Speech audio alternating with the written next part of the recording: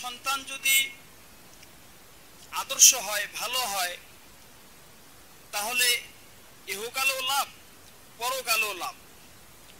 ইহকালের লাভ হলো সন্তান আপনাকে সম্মান করবে, ভালোবাসবে, আপনার বিপদে আপদে আপনার পাশে দাঁড়াবে। বিশেষ করে শেষ বয়সে যখন চোখে ঝাপসা দেখবেন, কানে কম শুনবেন, বুঝশক্তি কমে যাবে, সন্তান আপনাকে আদর যত্ন ভালোবাসা দিয়ে, সেবা যত্ন দিয়ে খুশি রাখার চেষ্টা করবে, ভালো রাখার চেষ্টা করবে, সর্বসময় আপনার পাশে থাকবে। আর যখন মারা যাবেন, এই সন্তান আপনার জন্য দোয়া করবে।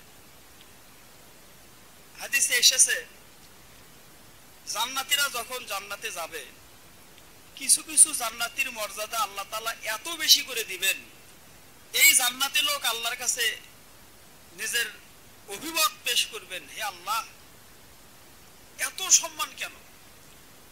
আমি তো এমন কোনো আমল করিনি যার কারণে আমার মর্যাদা এত বেশি, এত সম্মান কেন আমাকে দেওয়া হচ্ছে? অর্থাৎ জান্নাতীদের ভেতর কিছু মানুষের সম্মান আল্লাহ এত বেশি করে দিবেন, ওই লোকটাই এক পর্যায়ে বলবে, আমি তো এমন কোনো আমল করিনি যার জন্য আমার মর্যাদা এত বেশি। তখন আল্লাহ তাআলা বলবেন, বিইস্তিগফারি ওয়ালাদিকা লাক, তোমার মৃত্যুর পর তোমার পরহেজগার সন্তান ছিল, তারা তোমার জন্য দোয়া করেছে, ক্ষমা প্রার্থনা করেছে, তাদের ক্ষমা প্রার্থনার কারণে, তাদের দোয়া করার কারণে তোমার সম্মান মর্যাদা এত বেশি করা হয়েছে। সুবহানাল্লাহ। সন্তান যদি আদর্শ হয়, ইহকালেও লাভ, পরকালেও লাভ। আর সন্তান যদি আদর্শ না হয়, ইহকালেও ক্ষতি, পরকালেও ক্ষতি। ইহকালের ক্ষতি কিভাবে? সন্তান আপনাকে মূল্যায়ন করবে না, আপনাকে ভালোবাসবে না, শেষ বয়সে আপনাকে গালিগালাজ করবে, ঠিক মতো খাবার দিবে না, চিকিৎসা করবে না, খোঁজ খবর নিবে না, এমনকি বাড়ি থেকে বের করে দিবে। গত 30শে অক্টোবর একটা ভয়াবহ ঘটনা ঘটেছে আমাদের দেশে। প্রকৌশলী এস.এম. মনসুর আলী, বাড়ি বরিশাল, ঢাকা শহরে কোটি কোটি টাকার ফ্ল্যাট বাসা রয়েছে, 2 ছেলে 2 মেয়ে। এক ছেলে ব্যাংক কর্মকর্তা, আরেক ছেলে কাতার প্রবাসী। 2 মেয়ের বড় ঘরে বিবাহ হয়েছে।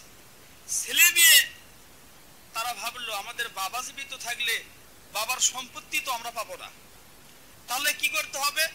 বাবাকে শেষ করতে হবে। নিজের বাবাকে কিভাবে আমরা হত্যা করি? হত্যা না করে ছেলেরা বাবাকে বাড়ি থেকে বের করে দিয়েছে। খাতা কলমে বাবা মৃত্যু লেখে সম্পত্তিগুলো ছেলে মেয়ে ভাগ করে নিয়েছে। এই বয়োবৃদ্ধ এস.এম. মনসুর আলী, উনি ঘুরতে ঘুরতে এক পর্যায়ে সেই রংপুর এক বৃদ্ধাশ্রমে আশ্রয় নেয়। 30শে অক্টোবর ওই বৃদ্ধাশ্রমেই মারা যায়। এই যে বৃদ্ধ মানুষ, কোটি কোটি টাকার মালিক, ছেলে মেয়ে আদর্শ না হওয়ার কারণে শেষ বয়সে নিজের বাড়িতেও থাকতে পারলেন না, আশ্রয় হলো বৃদ্ধাশ্রমে, ওখানেই মারা গেলেন।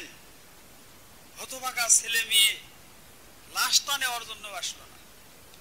শেষ পর্যায়ে লাশ গ্রামের বাসায় পাঠানো হলো। গ্রামবাসী জানাজা করে, গোসল করে, কাফন দাফনের ব্যবস্থা করলো।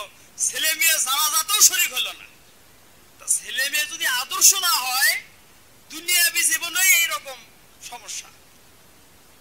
মারা গেলে কি হবে? মারা গেলেও কোনো কাজে আসবে না।